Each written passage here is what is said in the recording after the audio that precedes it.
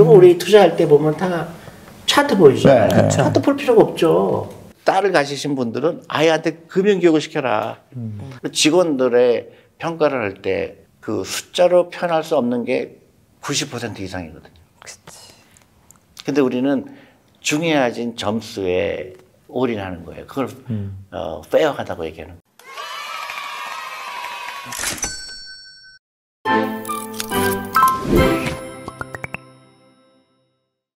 당장 이제 경제적인 측면에서 주식을 투자할 때 보면 그 왜 PER이라고 그래가지고 이런 거 보고 또 증권사에서 가지고 나온 기업 분석 자료 이런 걸 보잖아요.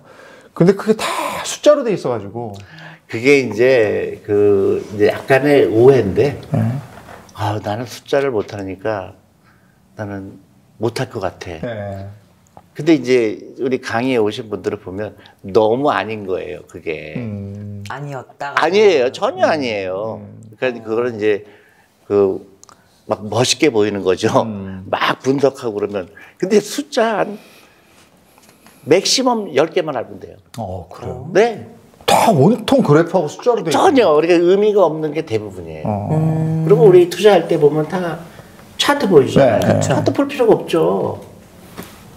차트 보면서 막 이게 뭐 그러니까 그거는 의미가 없는 거죠. 차트라는 거는 과거의 주식 흐름이잖아요. 그쵸. 앞으로는 어떻게 될 거예요? 예를 들어서 그래프가 이렇게 됐다고 해서 이렇게 간다는 보장이 어딨어. 가다가 다시 올라가고 떨어지고 나중에는 아무런 그래프가 의미가 없어요. 근데 이 정도는 되죠. 과거에 제일 비쌀 때가 언제였고 제일 쌀 때가 언제였구나. 그때 무슨 일이 있었구나. 이 정도는 알 수가 있죠. 주식 가격이 막 이렇게 마이너스가 됐을 때 그때 어떤 예를 들어 정치적인 이슈가 있었는지 아니면 회사에 무슨 큰일이 있었는지 그 정도만 알면 되지. 그래프를 통해서 앞으로 주가를 예측한다는 거는요. 옛날 날씨를 가지고 앞으로 날씨 하는 거랑 똑같아요. 말도 안 되는 얘기인 거죠. 말도 안 되는 얘기죠. 작년에 3월 15일 날씨가 비가 왔는데 내년 3월 15일 비가 옵니까? 아니죠. 그러니까 그걸 의미가 없는 거죠. 그것보다는 펀더멘탈이라고 그러죠. 그 회사의 가치가 뭔가 너무 재밌죠. 그런데 그런 걸 알게 되면 우리가 보통 신문에서 나는 거 뭐 한국 주식은 아니야. 미국 주식이 좋아. 말도 안 되는 얘기 아니에요? 그렇죠.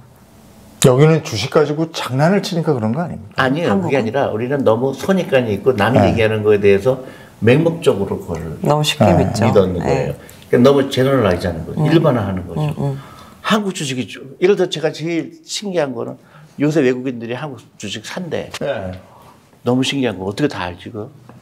몇만 명 되는 거 어떻게 다 만나봤을까? 저는 그게 되게 궁금한 거예요. 근데 우리는 그냥 무의식적으로 그거를 동조하죠. 근데 아이들한테 그걸 가르쳐 주는 거예요. 질문하는 거죠. 외국인이 사는 거 어떻게 알아? 그럼 집에서 이루어질 수 있는 가장 쉬운 금융 교육은 어떤 거? 그러니까 저는 이제 아이들하고 저녁을 같이 먹으라 그러는 거예요. 이제 우리가 패밀리 밸류를 다시 찾아야 돼요. 네네. 우리가 이제 보면 저녁을 같이 먹지 않아요. 그쵸. 아빠는 회식하고 엄마는 또 사교육 때문에 애들 막 학원 가 있고. 그렇죠. 그게 저는 너무 안타까워요. 가족이 그러니까 유태인은 저녁을 같이 먹거든요. 그게 가장 큰 거예요. 부자가 되는 결정적인 이유가 식구들끼리 같이 아빠가 오늘 무슨 일이 있었는지 아이는 무슨 일이 있었는지 그거를 얘기하는 거예요. 너 어떤 어려움이 있었는지. 그러면 그 아이가 어렸을 때부터 굉장히 눈이 뜨죠. 우리 아빠가 어떤 일을 하는구나. 아빠가 어떻게 됐구나. 그래서 미국에서도 보면 그런 이제 식구들끼리 그런 먹은 아이들은 굉장히 성공할 가능성이 커요. 근데 이제 그게 없을 경우에 아이가 잘못되는 경우가 많죠. 그래서 저는 일단 식구들이 저녁을 같이 먹어라. 그 다음에 그런 출신 얘기를 해라. 자연스럽게. 자연스럽게. 너 그럼요. 그리고 야 아빠랑 저는 이제 그 아이들 교육할 때 그러거든요. 네 생애 첫 번째 주식을 골라봐라.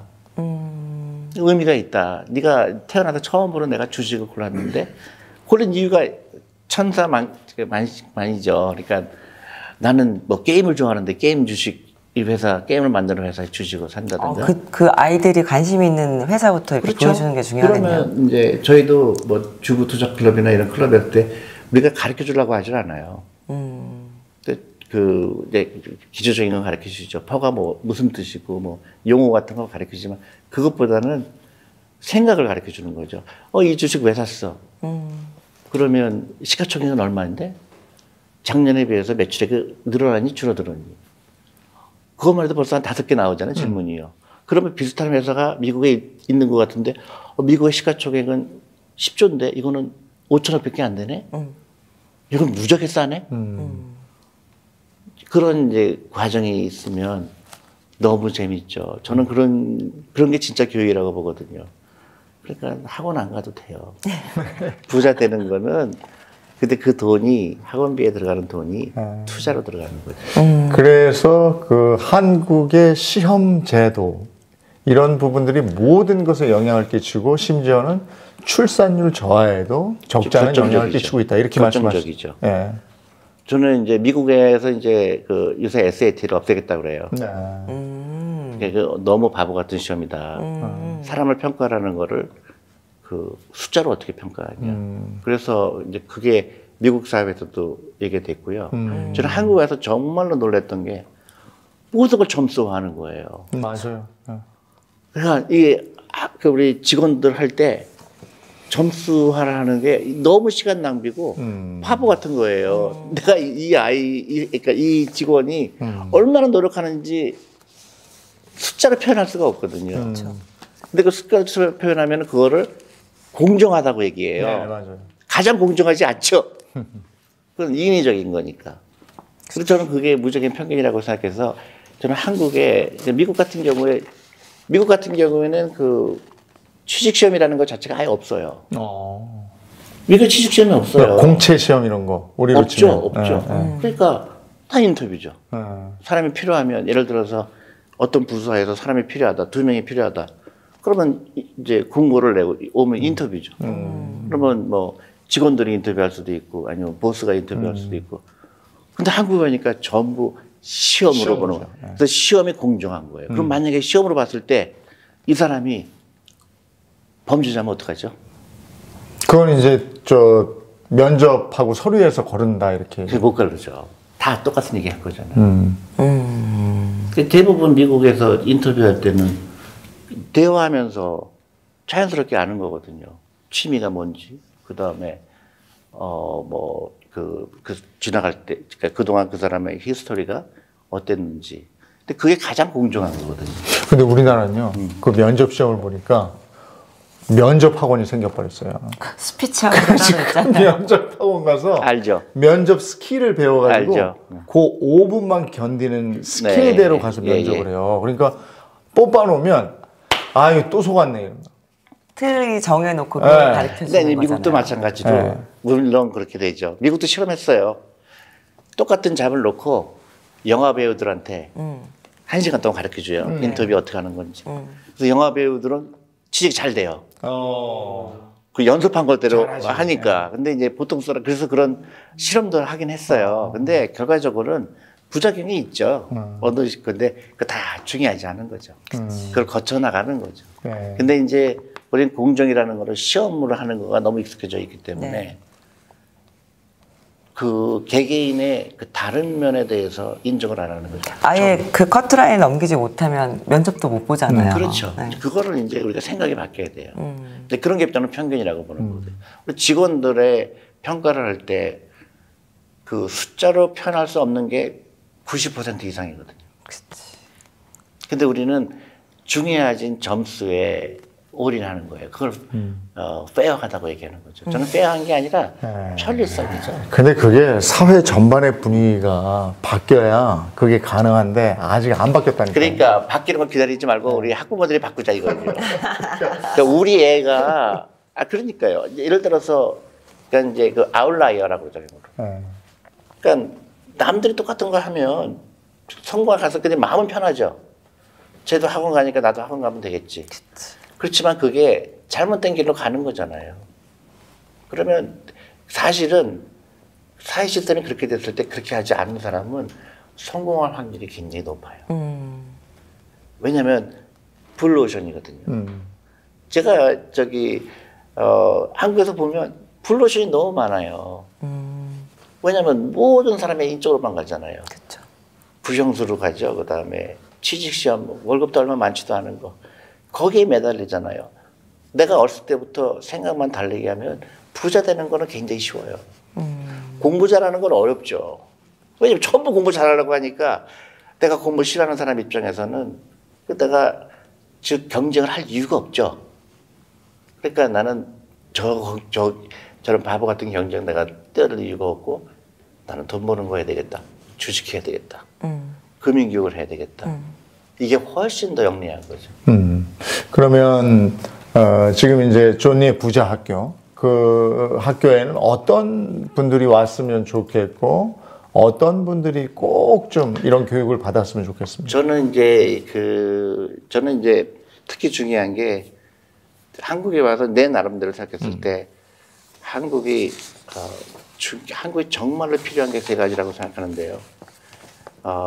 창업 정신이에요. 아이들이 창업하고 싶어 해야 돼요. 두 번째로는 그 여성 인력이 우리 한국이 50%잖아요. 그렇죠. 근데 50%를 활용을 못 하고 있어요. 그래서 여성을 어떻게 활용하느냐. 그러니까 그 전 세계적으로 출산율이 낮은 가장 그 주범은 젠더 이슈예요. 여성들을 어떻게 활용하느냐에 따라서 출산율이 올라가거든요. 그래서 외국 같은 경우는 여성 임신하면 남성은 강제로 휴가를 가야 돼요.